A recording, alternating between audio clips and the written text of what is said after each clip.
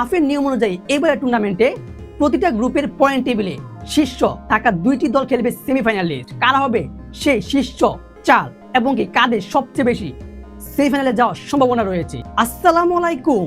আগামী 4 নভেম্বর থেকে 17 নভেম্বর বাংলাদেশের মাটিতে অনুষ্ঠিত হবে 2026 সাফ চ্যাম্পিয়নশিপ, যেখানে মোট 7টা দেশ অংশগ্রহণ করছে। ভারত, বাংলাদেশ, মালদ্বীপ, নেপাল, পাকিস্তান, শ্রীলঙ্কা এবং ভুটান। আর এই 7টা দলকে দুই ভাগে বিভক্ত করা হয়েছে, গ্রুপ এ এবং গ্রুপ বি, যেখানে গ্রুপ এ তে রয়েছে বাংলাদেশ, শ্রীলঙ্কা এবং ভুটান, আর গ্রুপ বি তে রয়েছে ভারত, পাকিস্তান, মালদ্বীপ।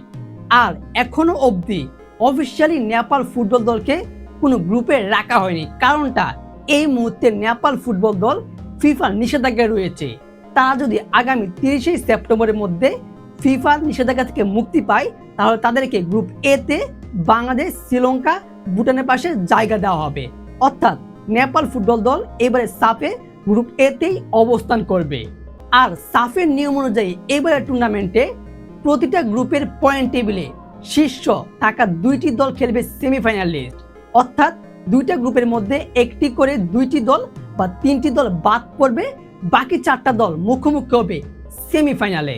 দর্শক, আজকের ভিডিওতে জানবো 2026 সাফ চ্যাম্পিয়নশিপের সেমিফাইনাল লিস্ট, কারা হবে সেই শীর্ষ চার এবং কি কাদের সবচেয়ে বেশি সেমিফাইনালে যাওয়ার সম্ভাবনা রয়েছে।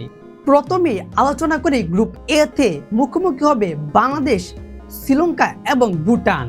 এই গ্রুপে বাংলাদেশ ফুটবল দল বিগত 2 বছরে তারা নিজেদেরকে যেভাবে উন্নত করেছে এবং কি অনেকটা ধাপ এগিয়ে গিয়েছে, বর্তমানে দক্ষিণ এশিয়াতে বাংলাদেশ ফুটবল দলকে একটা শক্তিশালী দল হিসেবে গণ্য করা হয়ে থাকে।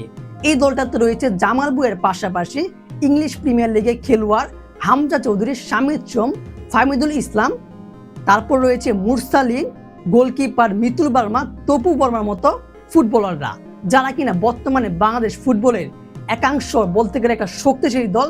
এই দলটা যে কোনো টুর্নামেন্টে এখন শিরোপা চ্যাম্পিয়ন হতে পারে এবং কি যে কোনো দলের বিপক্ষে লড়াই করতে সক্ষম এবং কি জয় ছিনিয়ে আনতে পারে। তারপর রয়েছে শ্রীলঙ্কা ফুটবল দল। কিছুদিন আগে তারা ফিফা নিষেধাজ্ঞা থেকে মুক্তি পেয়েছে, তবে শ্রীলঙ্কা ফুটবল দলে বর্তমানে প্রায় অধিকাংশই 95% প্রবাসী ইউরোপের ফুটবলাররা, যেটা কিনা যে কোনো দলের বিপক্ষে বিপজ্জনক হতে পারে, যেহেতু তারা ইউরোপিয়ান ফুটবলারদেরকে তাদের দলে যুক্ত করেছে। তারপর রয়েছে ভুটান, অবশ্য মানে কাগজ কলমে বা অনেকটা শক্তিমাত্রায় দুর্বল বা সহজ প্রতিপক্ষ, তবে ভুটান ফুটবল দল বিগত তারা কয়েকটা বছরে বা 2-1 বছরের মধ্যে তাদের ফুটবলে আধুনিক প্রযুক্তি ব্যবহার করছে এবং কি সেই পাসিংগুলো তারা একদম পরিবর্তন করে আনছে।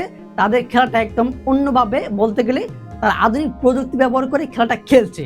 অর্থাৎ এই ভুটান ছোট হলেও যে কোনো দলের বিপক্ষে জয় চলে আনতে পারে, মানে জয়টা ছিনিয়ে আনতে পারবে কিংবা বড় একটা প্রতিপক্ষ হয়ে দাঁড়িয়ে পড়তে পারে।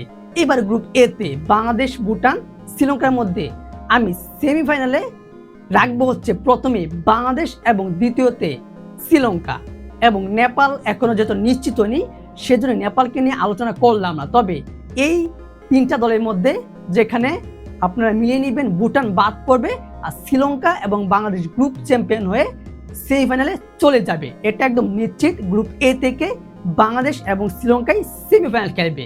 আর গ্রুপ বি তে রয়েছে ভারত, পাকিস্তান এবং মালদ্বীপ, যেখানে একটা কঠিন লড়াই হবে, তার কারণটা 3টা দলই একদম প্রভাবশালী কিংবা শক্তিশালী দল। ভারত 9 বারে তারা সাপের চ্যাম্পিয়ন হচ্ছে বর্তমান সহ, এবং এই দলটাতে বেশ অভিজ্ঞ ফুটবলার রয়েছে সুনীল ছেত্রীর মতো, এবং কি এই দলটা অনেকটা স্কোয়াডটা শক্তিশালী তৈরি হয়, যার সুবাদে ভারত ফুটবল দল কিন্তু প্রতিনিয়ত পারফরমেন্স দেখিয়ে যাচ্ছে এবং তার একটা শক্তিশালী দল রয়েছে দক্ষিণ এশিয়ার মধ্যে।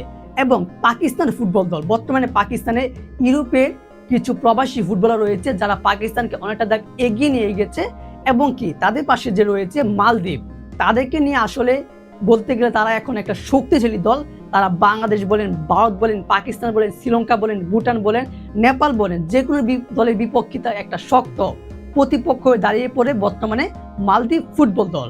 আমি এই গ্রুপের বি থেকে ভারত, পাকিস্তান এবং মালদ্বীপের মধ্যে ভারত এবং মালদ্বীপে কিন্তু এবারের সাফের সেমিফাইনালে রাখবো। কারণটা হলো ভারত একটা শক্তিশালী দল, তারা প্রতিটি টুর্নামেন্টে নিজেকে ঝলক দেখায়, চমক দেখায়, এবং মালদ্বীপ বর্তমানে ফুটবলের পরিসংখ্যান অনুযায়ী সেরা একটা দল। এবং কি বলছে, পাকিস্তান গ্রুপ বি থেকে বাদ পড়বে এবং সেই গ্রুপ বি থেকে ভারত এবং মালদ্বীপে সেমিফাইনালে উঠবে 2026-এর সাব ফাইনালিস্ট। অর্থাৎ দর্শক, এবারে সাফের ফাইনালে মুখোমুখি হতে যাচ্ছে বাংলাদেশ, শ্রীলঙ্কা এবং ভারত আর মালদ্বীপ, অর্থাৎ 4টা দল উঠবে। এবং কি দর্শক, অনেকেই বলতে পারেন আপনি কি এটা শিওর? এটা কিন্তু আমি কোনো ভবিষ্যৎবাণী করে বলছি না, এটা কিংবা আন্তাজেও বলছি না, এটা বলছি প্রত্যেকটা দলের বর্তমান পারফরমেন্স, খেলোয়াড়দের মানে ফর্ম এবং কি দলের পরিসংখ্যান অনুযায়ী এতটুকু বললাম যে এবারে সাপে ফাইনালে মুখোমুখি হবে 4টা দল, বাংলাদেশ, শ্রীলঙ্কা, ভারত এবং মালদ্বীপ। এটা আপনারা মিলিয়ে রাখবেন। দর্শক, এই ছিল আজকের ভিডিওতে আলোচনা। এখানে কি আপনি আমার সাথে একমত, অথবা আপনার গুরুত্বপূর্ণ যে 4টি দল এবারে সাফে সেমিফাইনালে উঠতে পারবে সম্ভাবনায়, সেটা অবশ্যই ভিডিও কমেন্ট বক্সে জানিয়ে দিবেন। ধন্যবাদ।